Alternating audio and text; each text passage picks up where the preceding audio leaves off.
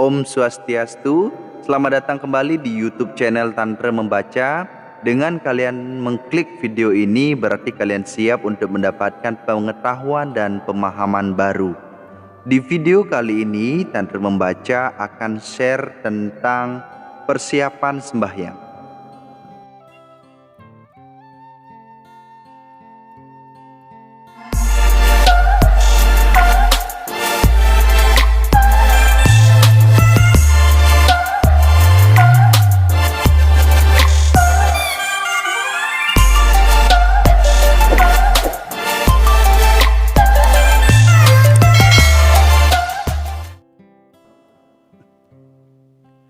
Apa saja persiapan yang perlu kita lakukan sebelum kita melakukan persembahyangan?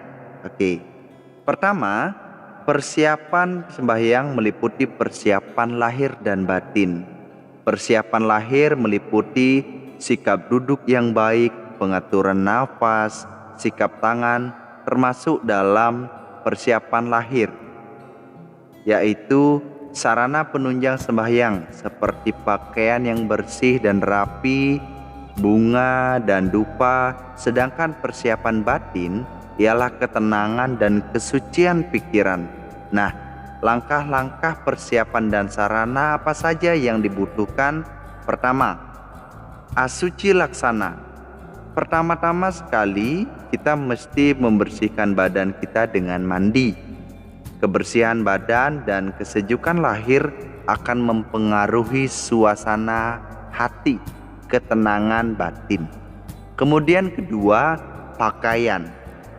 Pakaian waktu sembahyang diusahakan agar bersih, kemudian tidak mengganggu ketenangan pikiran. Maka gunakanlah pakaian yang paling nyaman. Ya, jika menggunakan kebaya, gunakanlah kebaya yang nyaman, longgar, tidak terlalu kecil gitu ya. Kemudian menggunakan kamben atau kain yang tidak terlalu ketat sehingga kita tetap rileks gitu. Kemudian pakaian harus disesuaikan dengan dresta atau kebiasaan setempat supaya tidak menarik perhatian orang. Kemudian ketiga, ada bunga dan kuangen. Bunga atau kuangen adalah lambang kesucian, supaya diusahakan bunga yang segar, bersih dan harum. Jika dalam persembahyangan tidak ada kuangen, dapat diganti dengan bunga. Nah, ada beberapa bunga yang tidak baik untuk digunakan sembahyang. Berdasarkan sumber dari Agastya Parwa, bunga tersebut adalah bunga yang berulat, bunga yang gugur tanpa digoncang, bunga-bunga yang berisi semut, bunga yang layu, yaitu bunga yang sudah tidak mekar lagi, bunga yang tumbuh di kuburan. Nah, itulah jenis-jenis bunga yang tidak patut untuk digunakan atau dijadikan sebagai sarana persembahyangan. Kemudian ada yang keempat, dupa. Apinya dupa adalah simbol Sang Hyang Agni, saksi sekaligus pengantar sembah kita kepada Sang Hyang Widi.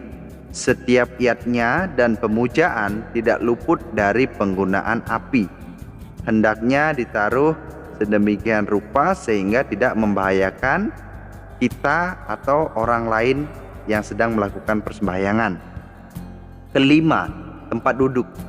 Tempat duduk hendaknya diusahakan membuat kita nyaman, ya, tidak mengganggu konsentrasi saat kita melakukan persembahyangan, juga tidak mengganggu orang lain. Nah, arah duduknya disesuaikan dengan pelinggih atau kalau di pura itu padmasana.